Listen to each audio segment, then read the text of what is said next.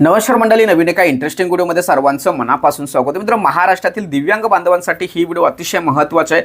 मित्रांनो, तुम्हाला प्रत्येकाला मासिक हप्ता येत असतो, त्यामुळे तुमचा आणि बँकेचा एक जवळचा संबंध आहे। अनेक वेळा दिव्यांग बांधवांना पैसे काढण्यासाठी किंवा टाकण्यासाठी बँकेमध्ये जावं लागतं किंवा ज्या लाभार्थ्यांना बँकेमध्ये जाणं शक्य नाही तर ते फोनद्वारे त्या बँक मॅनेजरशी किंवा संबंधित कर्मचाऱ्याशी फोनद्वारे बोलत असतात।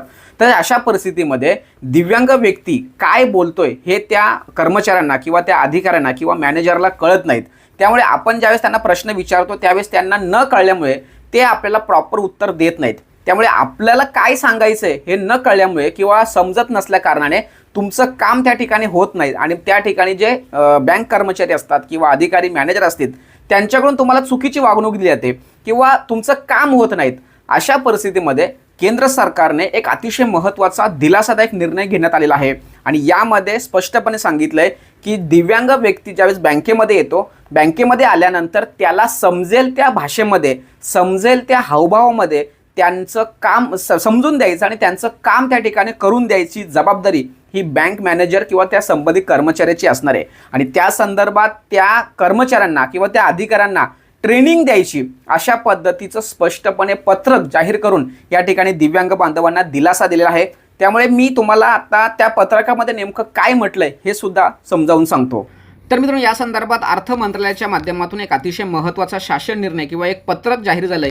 हे पत्रक सुद्धा आपण या ठिकाणी समजून घेणं गरजेचं आहे किंवा दिव्यांग व्यक्तींना आर्थिक समायोजन करता यावं यासाठी वित्तीय सेवा विभागाने सर्व सार्वजनिक क्षेत्रातील बँका असतील, विमा कंपन्या असतील आणि इतर वित्तीय संस्थांना श्रवण व वाचा दोष असलेल्या व्यक्तींशी भारतीय सांकेतिक भाषेचा वापर करून संवाद साधण्याची सोय करावी असा उल्लेख या ठिकाणी करण्यात आला किंवा सल्ला या ठिकाणी देण्यात आला आहे।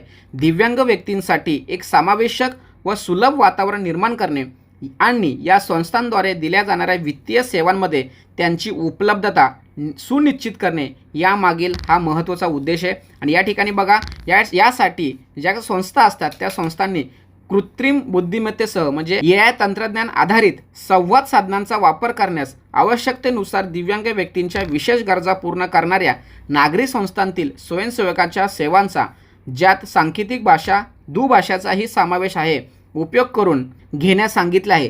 सांकेतिक भाषेद्वारे संवाद साधू इच्छिणाऱ्या ग्राहकांना मदत करण्यासाठी आघाडीच्या कर्मचाऱ्यांचे म्हणजे फ्रंटलाईन स्टाफ संवेदीकरण आणि प्रशिक्षणावरही DPSने भर देण्यात यावा अशा पद्धतीचं हे महत्त्वाचं पत्रक आहे। या पत्रकामुळे आपल्याला एक दिलासा निर्माण झालाय की आपल्याला यापुढे आता जो बँक कर्मचारी जो हेडसाल करतोय किंवा टाळाटाळ करतोय तो करू शकत नाही, तर त्या संदर्भात त्यांना हे बंधनकारक असणार आहे आणि आपली कामं आता सुईकर होणार आहेत अशा पद्धतीचं हे पत्रक आहे। हे सर्वांना शेअर करा। भेटूया पुढील व्हिडिओसह, तोपर्यंत धन्यवाद। जय हिंद, जय महाराष्ट्र।